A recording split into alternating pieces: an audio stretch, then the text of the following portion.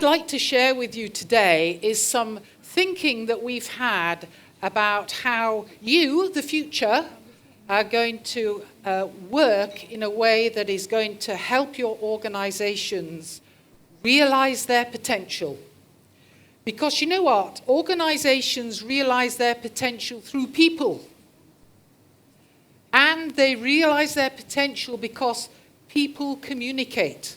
They might communicate about products. They might communicate about the purpose of the organization. Internally, they'll communicate about what we're trying to do as a collective organization, what our objectives are. It's all done through communication. And the world in which we live now, as we know, is increasingly complex. So who would have thought, that the most powerful man in the world at the moment is being challenged by a 16-year-old girl, Greta Thunberg, okay?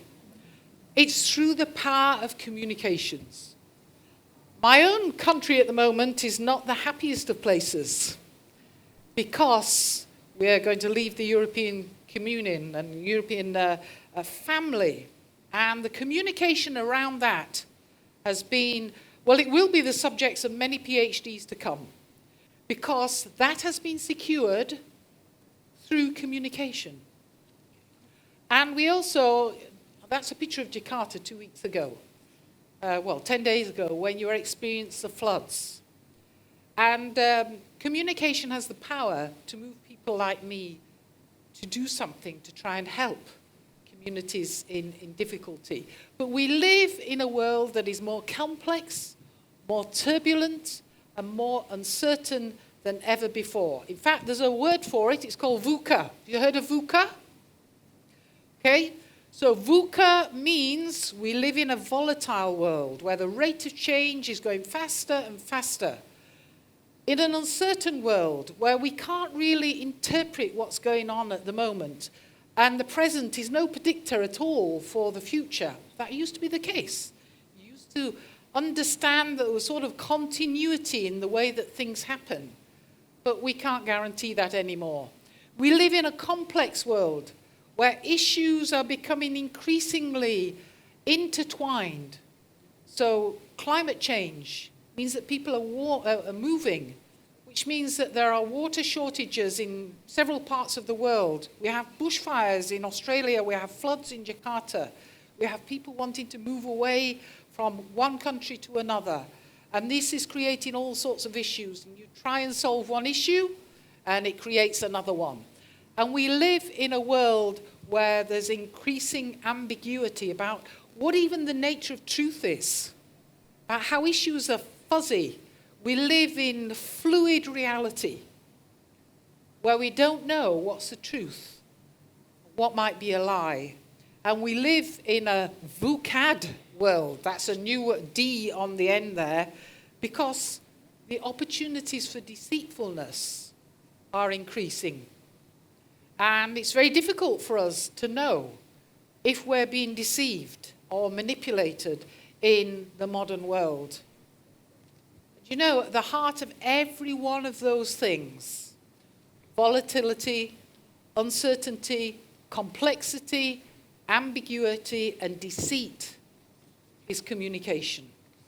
This is the nature of the modern world. And in fact, this is the little diagram that now has taken some currency in the world. We live in a raplex world, one that's increasingly rapid, quick, fast-moving, and increasingly complicated. And that creates lots of opportunities for creativity in this chaos, but there are also some profound threats in that. So that leads us to the question. We are public relations professionals. We inhabit this environment.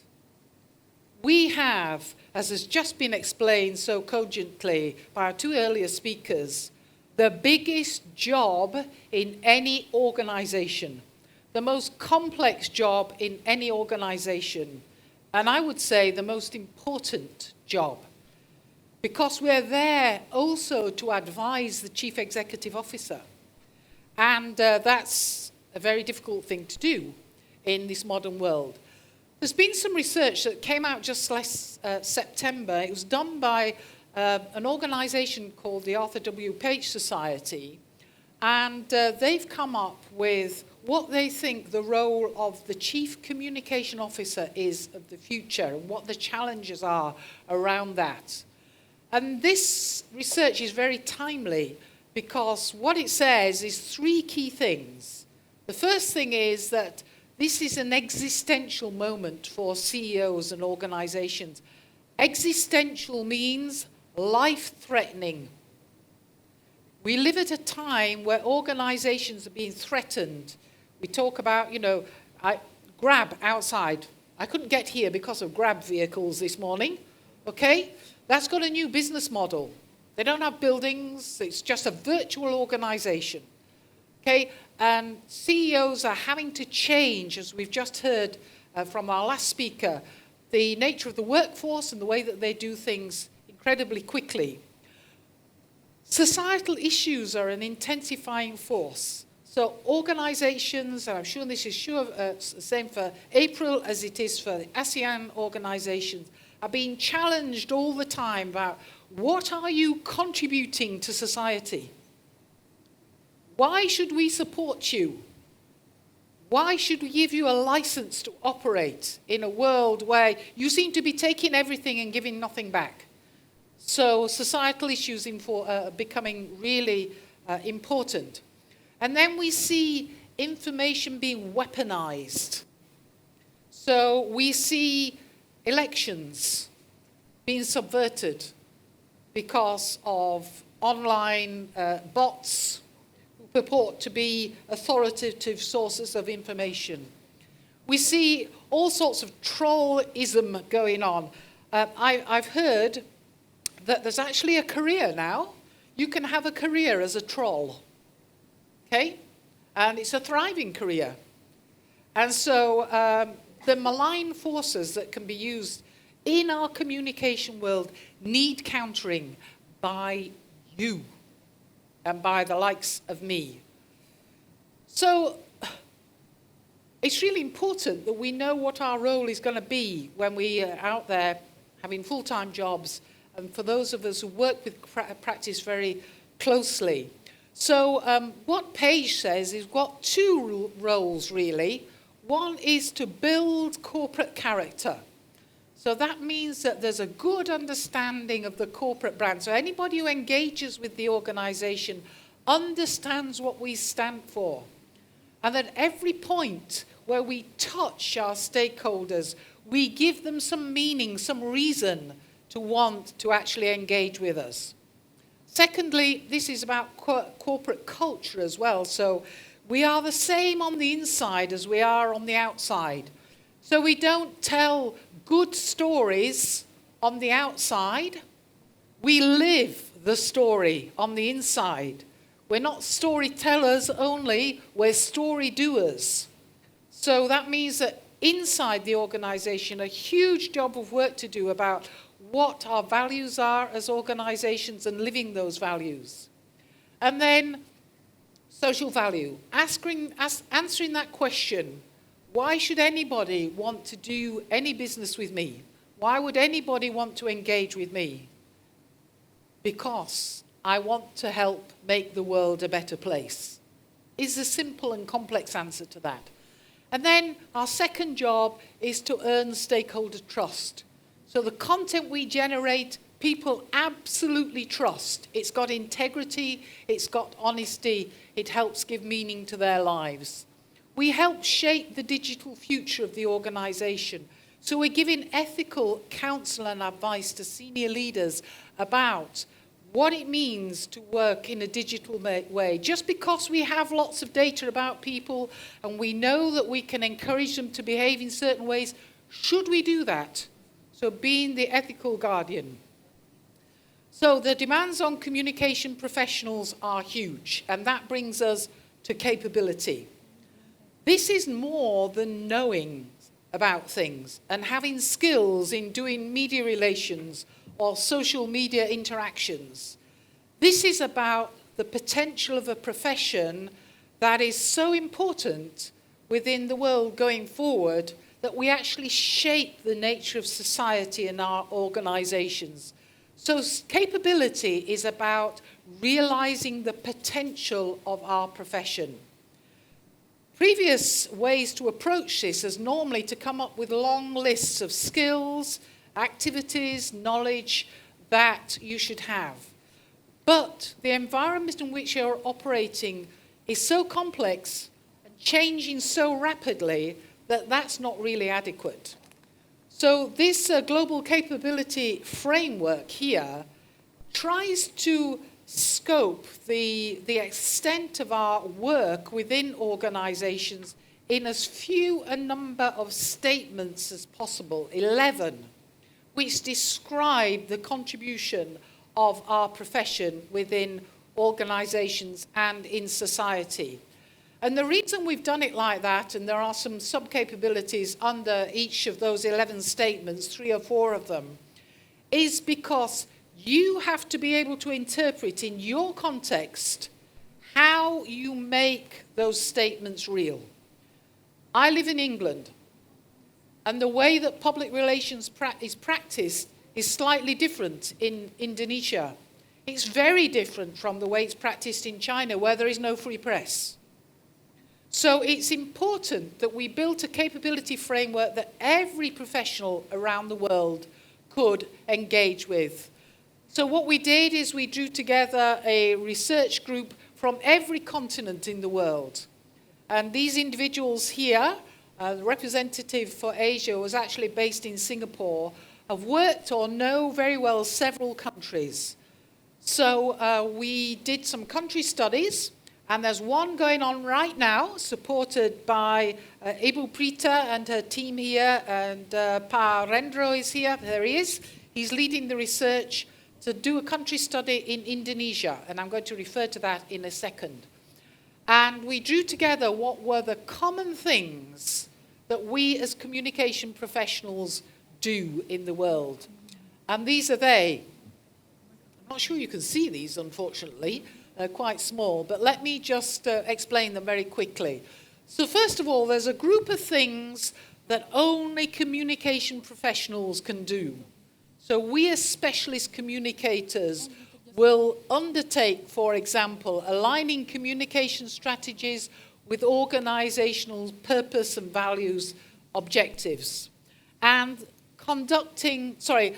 communicate effectively across a full range of platforms and technologies. So I was not specifying what those technologies will be because they'll change, but that we use them efficiently and professionally is down to us. Then there's our organizational contribution, okay? So to facilitate relationships and build trust with external and internal stakeholders, to build and enhance organizational reputation. These are big statements. And if you think about what goes under that, it's huge. And then there are certain things that we do which define us as a professional. So, for example, we provide trusted counsel to senior leaders. We work within ethical frameworks. So I'm just going to unpack very quickly a couple of these. So first of all, under that communication heading, to align communication strategies with organizational purpose and values. Under there, sub-capabilities is you set clear communication objectives that are aligned to organizational objectives and see them through.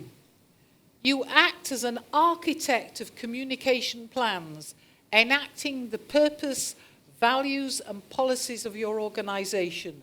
You understand how communication can and cannot help the organization realize its objectives. So looking very quickly then at an organizational capability, these are the 3 organizational capabilities. Let's look at the one on reputation. So to build and enhance organization reputation, you need to identify, analyze, and strategically advise on key issues and risks for the organization. You need to help the organization define its purpose and values. Nothing here about tactical activity. This is high-level strategic advice to help the organization develop its purpose and its culture, and to manage the intangible assets of the organization, things like reputation and relationship, crucially important. And then finally, professional capabilities. Being a trusted advisor. You imagine if you got Agang's job here, and you've got to advise the chief executive of the largest paper company that there is in Indonesia. How would you go about that? This is a huge task. And he keeps his chief executive safe. He watches his back. He keeps the organization safe, as well as telling the world about its products and services. So just unpacking one of those, which is about ethics. So you consider the organization's objectives in light of society's expectations. Remember what Paige said? Increasing societal pressure. So if your organization is working against what public opinion and society expects of you, you've got a huge problem. And you, as a public relations professional, are best placed to understand what society demands of your organization because you are the one who is connected with them. You connect with all the stakeholders, all the people, all the issues that are important and are able to advise with courage chief executives. You work within ethical frameworks. So these are huge challenges with us. If you would like to take the test on whether or not you are capable, I can show you some software afterwards that allow you to actually take the test to see where you are now and where you need to develop into the future. But I'm going to finish just by giving you a quick preview of some of the capabilities that are coming out of the Indonesian research on which capabilities are important. So it's partway through yet, but these are three that are the most highest placed. And the first one is to identify and analyze problems and issues and provide advice and strategies to deal with crises and with those problems and issues. Problems are caused by people. People objecting to you. People who are opposed to you. People who have a different opinion to you. And therefore, actually understanding what those issues are, unpacking them, and being able to advise to keep your organization safe, really important. To anticipate, identify, overcome communications problems. So that's understanding what people are saying about you and understanding what their motivations are and why and how you can build a meaningful relationship with them. And then lastly, to manage and communicate and identify cultural values of the organization or company. That's exactly what we've been talking about. In fact, all three of those align perfectly with what the Global Capability Framework talks about. So I'd like to recommend it to you as something for you to consider, for you to have ambitions towards if you're a student here. You know, these are the sorts of roles that are being expected of you in the future. Some of the tactical things, of course, you're going to have to do things. You're going to be able to have to write well, and you're going to have to engage with social media, etc. But you have to ask yourself the question, why? Why do I need to be competent in those areas? Because these capabilities will not be fulfilled unless you are. They are the tools. The capabilities are the purpose to which you put those tools. So thank you so much for inviting me to be with you here today. I think the global capabilities are very much in line with what's been researched here in Indonesia. And when the research is finished, which will be in a couple, maybe 3 months' time, I am going to celebrate because we need to hear Asian voices, ASEAN voices, contributing to this world. Thank you so much for your time and attention.